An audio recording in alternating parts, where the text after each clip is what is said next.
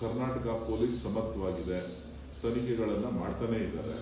ಬಿಜೆಪಿಯವರು ಹಿಂದೆ ಯಾವ್ಯಾವ ಕಾಲದಲ್ಲಿ ಏನೇನು ಒತ್ತಾಯವನ್ನು ಮಾಡಿದ್ರು ಸಿಬಿಐ ತನಿಖೆ ಆಗಬೇಕು ಅಂತೇಳಿ ಎಲ್ಲವನ್ನು ಕೂಡ ಕಾಂಗ್ರೆಸ್ ಪಕ್ಷ ಅಧಿಕಾರದಲ್ಲಿದ್ದಂಥ ಸಂದರ್ಭದಲ್ಲಿ, ಮಾನ್ಯ ಸಿದ್ದರಾಮಯ್ಯನವರು ಮುಖ್ಯಮಂತ್ರಿ ಆಗಿದ್ದಂಥ ಸಂದರ್ಭದಲ್ಲಿ ಹಿಂದಿನ ಅವಧಿನಲ್ಲಿ ಎಲ್ಲವನ್ನು ಕೂಡ ಕೊಟ್ಟಿದ್ದಾರೆ. ಸೊ ಏನೇನು ಫಲಿತಾಂಶ ಏನೇನು ಆಗಿದೆ ಅನ್ನೋದು ನಿಮಗೂ ಕೂಡ ಗೊತ್ತಿದೆ.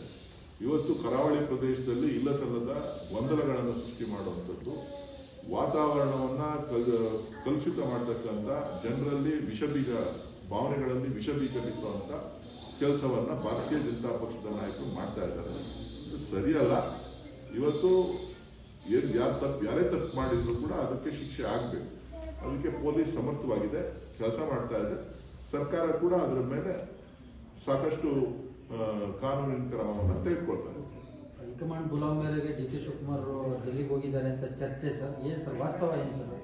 ಸತ್ಯಕ್ಕೆ ದೂರವಾದ ವಿಚಾರವನ್ನ ಮಾಧ್ಯಮಗಳು ಪ್ರಚಾರ ಮಾಡ್ತಾ ಇದೆ. ಇದರಲ್ಲಿ ಯಾವುದೇ ವಿಧವಾದಂತ ವಿಚಾರ ಸತ್ಯ ಇಲ್ಲ. ಅವ್ರು ಹೋಗಿರ್ತಕ್ಕಂಥದ್ದು ದೆಹಲಿಯಲ್ಲಿ. ಈಗಾಗಲೇ ನಾವು ಬೆಂಗಳೂರಿನಲ್ಲಿ ಕಸ ವಿಲೇವಾರಿಗೆ ಟೆಂಡರ್ ಅನ್ನು ಕರೆದಿದ್ದಾರೆ. ದೆಹಲಿನಲ್ಲಿ ಸ್ವಲ್ಪ ಹೊಸ ಟೆಕ್ನಾಲಜಿ ಅಳವಡಿಸಿ ಮಾಡಿದ್ದಾರೆ ಅಂತೇಳಿ, ಕಸ ವಿಲೇವಾರಿ ಘಟಕಗಳನ್ನು ಮಾಡಿದ್ದಾರೆ ಅಂತೇಳಿ ವರದಿಗಳು ಬಂದು ತಿಳಿಸಿದ್ದಾರೆ. ಸಾಕಷ್ಟು ಜನ ಯಾರು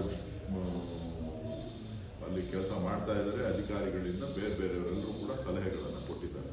ಅದಕ್ಕೆ ಸುಮಾರು 15 ಜನರ ತಂಡ ಬೆಂಗಳೂರು ಬಿಬಿಎಂಪಿ ವ್ಯಾಪ್ತಿಯ ಹಿರಿಯ ಅಧಿಕಾರಿಗಳು ಮತ್ತು ರಾಜ್ಯದ ಯುಡಿಡಿ ಡಿಪಾರ್ಟ್ಮೆಂಟ್ ಇಂದ ಎಲ್ಲರೂ ಕೂಡ ಇವತ್ತು ಅದನ್ನ ವೀಕ್ಷಣೆ ಮಾಡಲಿಕ್ಕೆ, ಜೊತೆಗೆ ಕೆಲವೊಂದು ರಸ್ತೆಗಳನ್ನು ಮಾಡಬೇಕು ಅಂತ ಅಂದಾಗ ಲ್ಯಾಂಡ್ ಪೂಲ್ ಪಾಲಿಸಿ ಒಳಗಡೆ ಅವರು ರಸ್ತೆಗಳನ್ನು ಮಾಡಿದ್ದಾರೆ. ಸೊ ಅದು ಯಾವ ರೀತಿ ಎಫೆಕ್ಟಿವ್ ಆಗಿ ಕೆಲಸ ಮಾಡ್ತಾ ಇದೆ, ಹೊಸ ರಸ್ತೆಗಳನ್ನು ಮಾಡಬೇಕು ಅಂದರೆ ಯಾವ ರೀತಿಯಾಗಿ ನಾವು ಮಾಡಬಹುದು ಚಿಂತನೆಗಳನ್ನು ಅಭಿವೃದ್ಧಿ ವಿಚಾರದಲ್ಲಿ ಅಲ್ಲಿಯ ನಗರಾಭಿವೃದ್ಧಿ ಇಲಾಖೆಯ ಜೊತೆ ಅವರು ಸಮಯವನ್ನು ಕೇಳಿದ್ರು. ಅವರು ಇವತ್ತು ಸಮಯ ಕೊಟ್ಟಿರೋದ್ರಿಂದ ಇವತ್ತು ಎಲ್ಲರೂ ಕೂಡ ಅಧಿಕಾರಿಗಳು ಹೋಗಿದ್ದಾರೆ. 3-4 ಮೀಟಿಂಗ್ಗಳಿಗೆ ಮುಗಿದ ತಕ್ಷಣ ಸಂಜೆ ವಾಪಸ್ ಬರ್ತಾರೆ. ಹೈಕಮಾಂಡ್ ಭೇಟಿ ಮಾಡಬೇಕು ಅಂತ ಏನು ಹೇಳೂ ಇಲ್ಲ.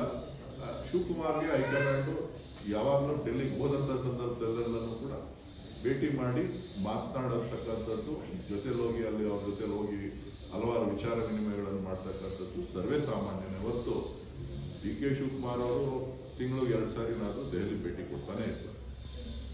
ಹೈಕಮಾಂಡ್ ಪಕ್ಷದ ಅಧ್ಯಕ್ಷರಾಗಿ. ಸೊ ಜೊತೆಗೆ ಬೇರೆ ಕೆಲಸಗಳೇನಿರ್ತದೆ ಅದಕ್ಕೆ ಹೋಗ್ತಾನೆ ಇರ್ತಾರೆ. ಹೋದಾಗೆಲ್ಲನೂ ಕೂಡ ಅವಕಾಶ ಸಿಕ್ಕಿದ್ರೆ, ನಾಯಕರ ಅವಕಾಶ ಸಿಕ್ಕಿದ್ರೆ ಭೇಟಿ ಮಾಡ್ತಾರೆ. ಆದರೆ ಇದಕ್ಕೆ ಅರ್ಥ ಕಲ್ಪಿಸಬೇಕಾದಂಥ ಬೇರೆ ಅರ್ಥ ಕಲ್ಪಿಸುವಂಥ ಅವಶ್ಯಕತೆ ಇಲ್ಲ. ನನಗೆ ನನಗೆ ಗೊತ್ತಿರೋ ಹಾಗೆ ಯಾವುದೇ ಈ ನಿಮ್ಮ ಮಾಧ್ಯಮಗಳಲ್ಲಿ ವರದಿ ಆಗ್ತಾ ಇದೆ, ಆ ಮಾಧ್ಯಮಗಳಲ್ಲಿ ವರದಿ ಆಗ್ತಾ ಇರ್ತಕ್ಕಂಥದ್ದು ಸಂಪೂರ್ಣ ಸುಳ್ಳು.